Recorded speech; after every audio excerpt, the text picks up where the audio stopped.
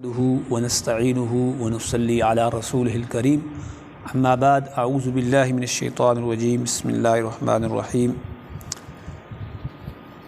تعلم ما في نفسي ولا اعلم ما في نفسك انك انت علام الغيوب صدق الله العظیم۔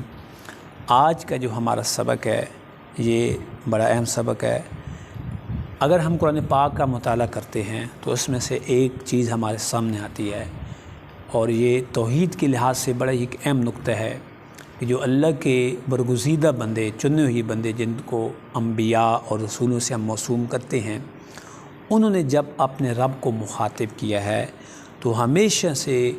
مفرد اور واحد کی صیغہ میں اللہ کو مخاطب کیا ہے، اور جب اللہ نے خود اپنے آپ کو مخاطب کیا ہے تو اللہ نے اپنے آپ کو جمع کے صیغے میں مخاطب کیا ہے۔ یہ سبق بھی ہم قرآن سے، جب قرآن فہمی ہم حاصل کرتے ہیں اور وہاں سے ہمیں سبق حاصل ہوتا ہے۔ اب اس کی ایگزامپل، یعنی آج کا سبق یہ ہے، یہ ایک چھوٹا سا پوائنٹس ہے جو ہماری قرآن فہمی میں بڑا اضافہ کرے گا کہ جب بھی انبیاء نے اللہ کو مخاطب کیا ہے تو انہوں نے یعنی کہ واحد یعنی مفرد کی صیغہ میں مخاطب ہوئے ہیں، اور جب اللہ نے خود اپنے آپ خطاب کیا ہے تو وہ جمع کا صیغہ استعمال کیا گیا ہے۔ اب یہاں سے آپ دیکھیں حضرت عیسیٰ علیہ السلام فرما رہے ہیں، یہ ہمارے پاس سورۃ المائدہ ہے اور آیت نمبر 116 ہے۔ فرمایا تعلم ما فی نفسی، اے میرے پروردگار جو میرے اندر ہے، جو میرے سینے میں باتیں ہیں وہ تو جانتا ہے۔ ولا اعلم ما فی نفسک، اب یہ یعنی مفرد ہے، انک انت، تم نہیں کہا، انک انت علام الغیوب، تو مفرد کی صیغہ میں، واحد کی صیغہ میں اللہ کے نبی نے اپنے رب کے ساتھ یعنی مخاطب ہیں۔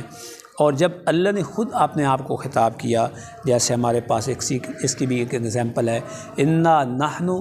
نزلنا الذکر، انا انا نہیں کہا، انا نحن کہا۔ اسی طرح ایک اور ایگزامپل ہے توفتہ رسلنا، تو یہاں پر اللہ نے جب خود خطاب کیا ہے تو وہ جمع کا صیغہ ہے، اور جب انبیاء نے، جیسے میں نے آپ کے سامنے عیسیٰ علیہ السلام کی مثال رکھی ہے، تو اللہ کو مفرد کی صیغہ میں اور واحد کی صیغہ میں خطاب کیا ہے۔ ہمارے پاس پوری قرآن پاک کے اندر صرف ایک ایگزامپل ہے، وہ سورۃ المومنون ہے، پارہ نمبر 18 ہے، جس میں جہنمیوں نے اللہ کو جمع کی صیغہ میں قال رب ارجعونی یعنی کہ جمع کی صیغہ میں خطاب کیا ہے۔ تو امید ہے کہ انشاءاللہ اس سبق سے یعنی چھوٹے چھوٹے پوائنٹس ہیں جو ہماری ایک قرآن فہمی کی بلڈنگز تیار ہو رہی ہے۔ جیسے جیسے ہم ان پوائنٹس کو سمجھتے چلے جائیں گے تو ہماری قرآن فہمی کی جو بلڈنگ ہے، ایک عمارت ہے، اس کے لیے یہ چھوٹے چھوٹے پوائنٹ ہیں، انشاءاللہ آپ کی قرآن فہمی میں آہستہ آہستہ اضافہ ہوتا چلا جائے گا۔